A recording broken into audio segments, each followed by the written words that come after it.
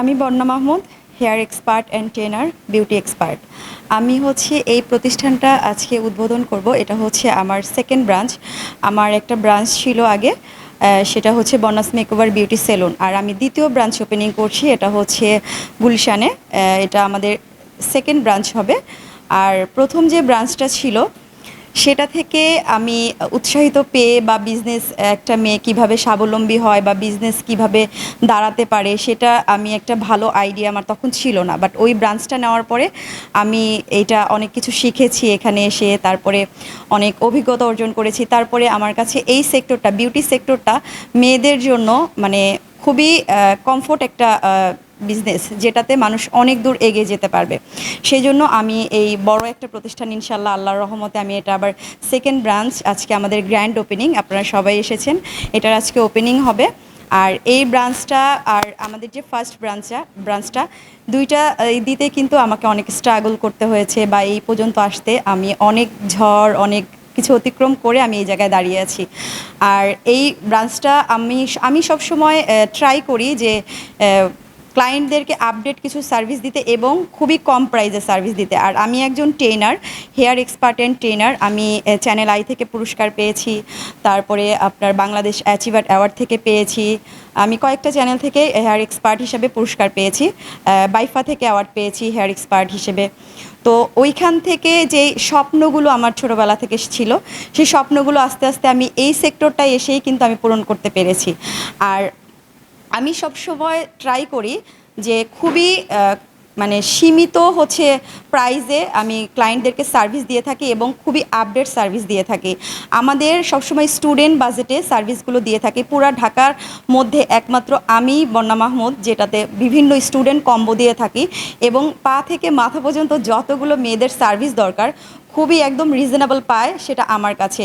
ঢাকা শহরের মধ্যে যত হেয়ারের কাজ হয়, আমার মনে হয় আমার পার্লারের মতো এত বেশি কোথাও হয় না। কারণ আমি এমন স্টুডেন্ট বাজেটে সার্ভিস দেই যেন সবাই ইফোর্ড করতে পারে, স্টুডেন্টরা বেসিক্যালি। কারণ পড়াশোনার পাশাপাশি রূপচর্চা করতে কিন্তু মেয়েদের অনেক হিমশিম খেয়ে যায়, সবাই না, অনেকের। তো তাদের কথা চিন্তা করেই কিন্তু আমি সার্ভিসগুলো দিয়ে থাকি। আর আমরা 1 বছর ধরে কিন্তু আরেকটা আমরা একটা কোচিং সেন্টার খুলেছি, যেখানে আমরা মেয়েদেরকে স্বাবলম্বী করে তোলার জন্য আমরা একটা কোচিং সেন্টার খুলেছি। সেটা বিউটি সেক্টরের A to Z। ওনারা বিউটিফিকেশনের যে ফুল কোর্স, সেটা আমাদের 1 মাসের মধ্যে যারা অসহায় দরিদ্র মেয়ে আছে, ডিভোর্সি মেয়ে আছে, যারা নিজের পায়ে দাঁড়াতে চায়, স্বাবলম্বী হতে চায়, যারা মানে সংসারে অনেক অবহেলিত হচ্ছে, সেই সব মেয়েদের মাথার কথা চিন্তা করে আমি মাত্র 10,000 টাকায় একটা কোর্স ফি রেখে একটা আমি কোর্স দিয়েছি, যেই আমাদের যে বিউটিফিকেশন যে কোর্সটা আছে, সেটা যেন প্রতিটা মেয়েই দেখা যায় যে অনেক পার্লারে বা অনেক সেলুনে খুবই বাজেট ফেলে 2 লাখ, 3 লাখ, 4 লাখ, 5 লাখ টাকার জন্য কাজটা শিখতে পারে না।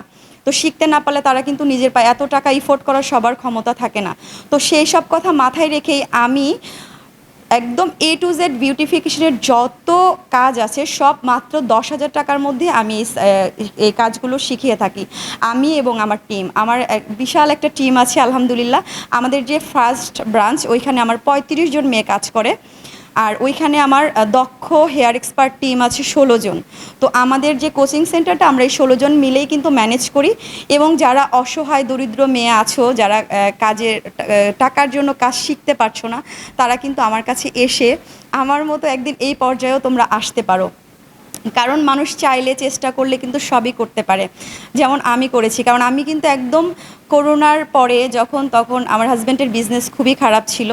আর আমি ছোটোবেলা থেকে কখনোই এই কাজটা করিনি, মানে বিউটিফিকেশনের কিছুই জানতাম না। মানে আমি এই বিজনেসে আসার আগে আগ পর্যন্ত আমি কিছুই জানতাম না।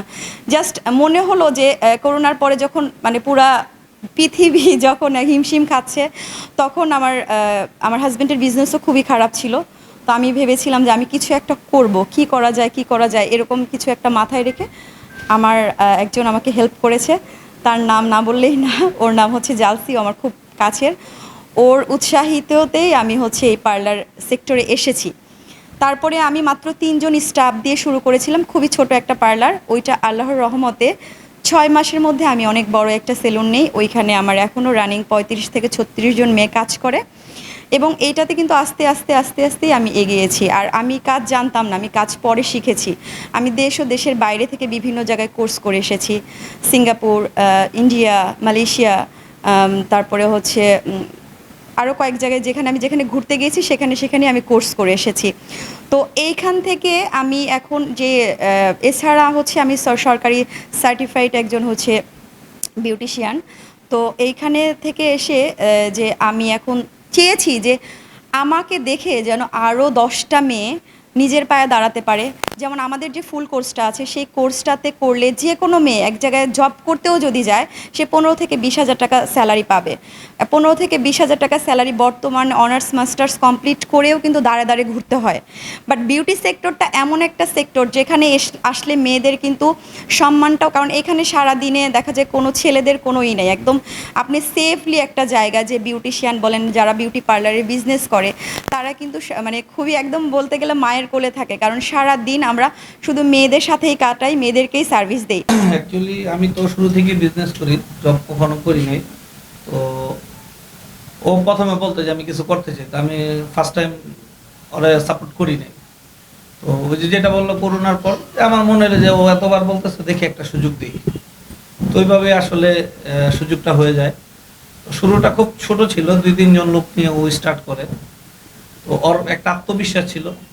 আর সবচেয়ে বড় বিষয় হচ্ছে মানুষের প্রচেষ্টা থাকলে আর আত্মবিশ্বাস থাকলে কোনো কাজেই মানে কষ্ট সাধ্য না, মানে এটা সফল খুব সহজেই হয়।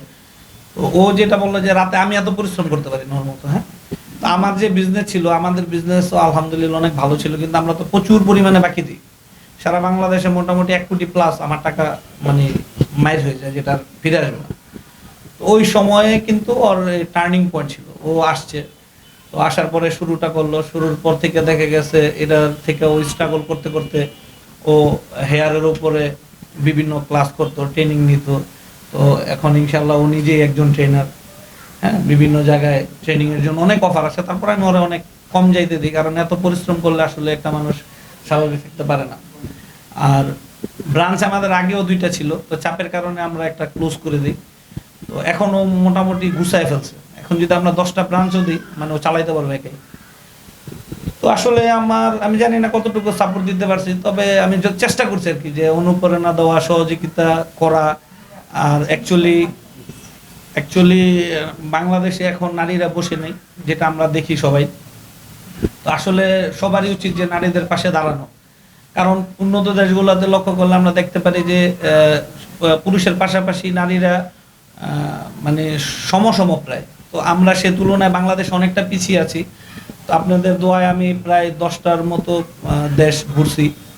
তো ওইভাবে তুলনা করলে আমাদের বাংলাদেশের পর থেকে উচিত যে আসলে নারীদের ঘরের মধ্যে না রেখে যে সুযোগ করে দেওয়া। হ্যাঁ, তবে সেটা শালীনতার সাথে। আর আপনারা দোয়া করবেন আজকে যেহেতু আমাদের এটা সেকেন্ড ব্রাঞ্চের গ্র্যান্ড ওপেনিং, তো যাতে সুন্দরভাবে আমরা আগামী দিনগুলো আরও মানুষের সেবায় কাজ করতে পারি। এবং আমরা আসলে এটা সেবামূলক পেশা, তো আমরা যাতে সবচেয়ে ভালো সেবাটা সবচেয়ে কম বাজেটে দিতে পারি, এরকম একটা প্ল্যান নিয়ে ওর প্রচেষ্টা, যেটা আসলে বাংলাদেশে আমরাই প্রথম সবচেয়ে কম প্রাইজে ভালো ভালো সেবাগুলো আমরা দিয়ে যাচ্ছি দীর্ঘদিন ধরে। আর সবচেয়ে মজার ব্যাপার হলো আমাদের এই পর্যন্ত যত কাস্টমার আসছে তারা কন্টিনিউসলি আমাদের কাছে আসে, অন্য কোথাও যায় না। হ্যাঁ, এই ধারাবাহিকতাটা যাতে বজায় রাখতে পারি আর কি। তো ধন্যবাদ সবাইকে। একটা ব্যাপার জানতে পারছি, সেটা হলো যে